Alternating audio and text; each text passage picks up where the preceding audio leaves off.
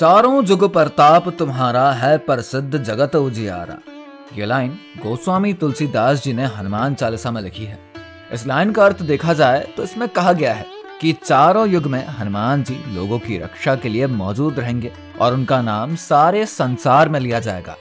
जय श्री हनुमान। दोस्तों, आज हम आपके लिए हनुमान जी से जुड़ा हुआ बहुत ही इंपॉर्टेंट वीडियो लेकर आए हैं, जिसमें कि आज हम आपको हनुमान जी को खुश करने के लिए मंगलवार व्रत, उनकी व्रत कथा और पूजा करने की विधि के बारे में आपको बताएंगे।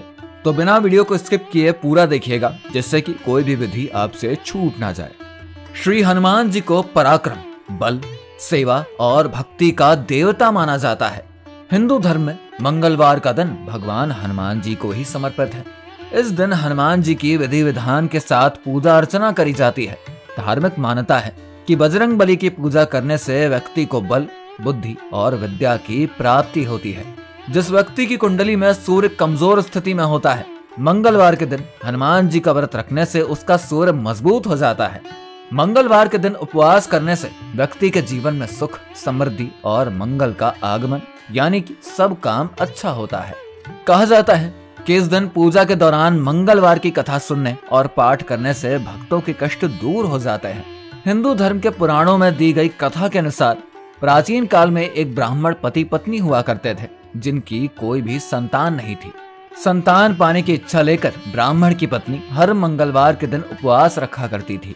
वो मंगलवार के दिन हनुमान जी को भोग लगाने के बाद ही खुद खाया करती थी। एक बार किसी कारण से वो मंगलवार को हनुमान जी को भोग नहीं लगा पाई। इससे दुखी होकर ब्राह्मण की पत्नी ने प्रतिज्ञा ले ली कि वो अगले मंगलवार से श्री हनुमान जी को भोग लगाने के बाद ही खुद भोजन ग्रहण करेगी। भूखे प्यासे रहकर ब्राह्मणी ने 6 दिन तो जैसे तैसे काट लिए, लेकिन 7वें दिन वो बेहोश होकर नीचे गिर पड़ी। तभी उनकी भक्ति से खुश होकर वहां पर हनुमान जी प्रकट हुए और ब्राह्मणी को आशीर्वाद के रूप में पुत्र रत्न दिया। उन्होंने अपने बेटे का नाम मंगल रखा। जब ब्राह्मण को इस बात की जानकारी हुई तो उसने बालक को अपना बेटा मानने से इनकार कर दिया और उसको मारने का मन बना लिया। हालांकि ब्राह्मण को अपने बेटे को मारने में सफलता नहीं मिल पाई। उस समय हनुमान जी ने ब्राह्मण के स्वप्न में आकर उन्हें बताया कि मंगल तुम्हारा पुत्र है। फिर ब्राह्मण ने हनुमान जी से माफी मांगी। तब से मंगलवार के दिन ये व्रत करने का विधान है। मान्यता है कि इस व्रत को करने से संतान की प्राप्ति होती है, साथ ही भक्तों को सभी दुखों से छुटकारा भी मिल जाता है। ज्योतिष शास्त्रों के अनुसार श्री हनुमान जी का व्रत करने से कुंडली में मौजूद सभी ग्रह शांत हो जाते हैं और भगवान हनुमान जी की विशेष कृपा प्राप्त होती है। सुख, संपत्ति, यश और संतान प्राप्ति के लिए मंगलवार का व्रत बहुत ही शुभ माना जाता है। इस व्रत को पूरी श्रद्धा के साथ पूरा करने से भूत प्रेत और काली शक्तियों का प्रभाव भी कम हो जाता है। मंगलवार का व्रत करने से सम्मान, साहस और पुरुषार्थ बढ़ता है। अगर आप भी अपने दुखों से छुटकारा पाना चाहते हैं तो श्री हनुमान जी के मंगलवार व्रत को कर सकते हैं, जिनके लिए आपको कुछ व्रत की विधियों को अपनाना पड़ेगा।